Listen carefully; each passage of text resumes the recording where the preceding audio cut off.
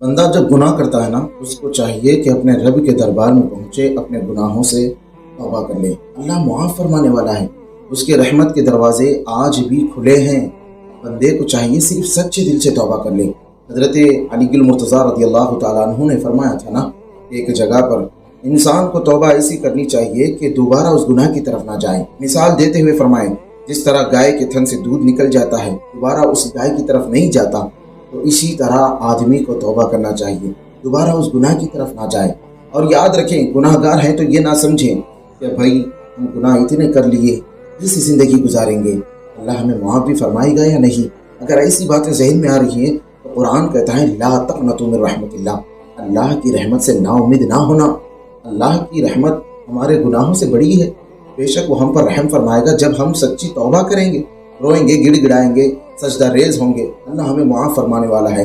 کیا میں ایک واقعہ ایسا سنا دوں آپ کو جس کو یہ سن کر ہمیں بھی یہ احساس ہوگا کہ آج ہم بھی توبہ کر لیں گے تو اللہ ہمارے گناہوں کو معاف فرمائے گا۔ مدینہ شریف کا واقعہ ہے، حضرت عمر فاروق رضی اللہ تعالیٰ عنہ روتے ہوئے حضور کی بارگاہ میں حاضر ہوئے۔ حضور نے پوچھا، عمر کیا بات ہے، کس چیز نے تجھے رلا دیا؟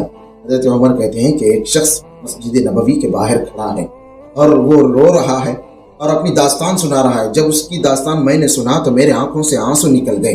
اللہ اکبر۔ حضور نے پوچھا، اس کو میرے دربار میں پیش کرو۔ جب حضور کی بارگاہ میں حضرت عمر نے اس شخص کو لایا، کھڑا کیا، حضور نے پوچھا کیا بات ہے، وہ کون سی بات ہے جس باتوں کو سن کر حضرت عمر کی آنکھوں سے آنسو نکل گئے؟ وہ شخص کہتا ہے کہ حضور میں بڑا گناہ کار ہوں، بڑا سیاہ کار ہوں، بڑا بدکار ہوں۔ حضور نے پوچھا کیا تیرے گناہ عرش سے بھی بڑے ہیں؟ وہ کہنے لگا کہ ہاں، عرش الہی سے بھی میرا گناہ بڑا ہے۔ پھر اس کے بعد حضور اکرم صلی اللہ علیہ وسلم نے پوچھا کیا تیرے گناہ کرسی سے بھی بڑے ہیں؟ وہ کہنے لگا کہ ہاں، میرے گناہ کرسی سے بھی بڑے ہیں۔ پھر حضور نے پوچھا بتا کیا تیرے گناہ رب سے بھی بڑے ہیں؟ وہ کہتا ہے کہ نہیں، میرا رب بہت بڑا ہے۔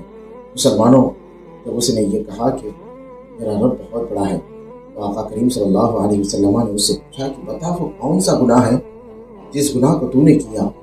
وہ شخص کہتا ہے کہ اے میرے نبی صلی اللہ علیہ وسلم، میں مدینے کے قبرستان میں دفن کرنے کے لیے گڑھا کھودنے کا کام کرتا ہوں، اور 7 سال تک میں یہ کام کرتا رہا۔ جب بھی لوگ اپنے مردے کو لا کر دفنا کر چلے جاتے تو تھوڑی ہی دیر میں قبر میں اترتا اور ان کے کفن کو چرا لیتا، پھر بازار میں دھو کر بیچ دیا کرتا تھا۔ اللہ اکبر۔ سوچنے کی بات ہے، اس زمانے میں بھی ایسے کام ہوتے تھے۔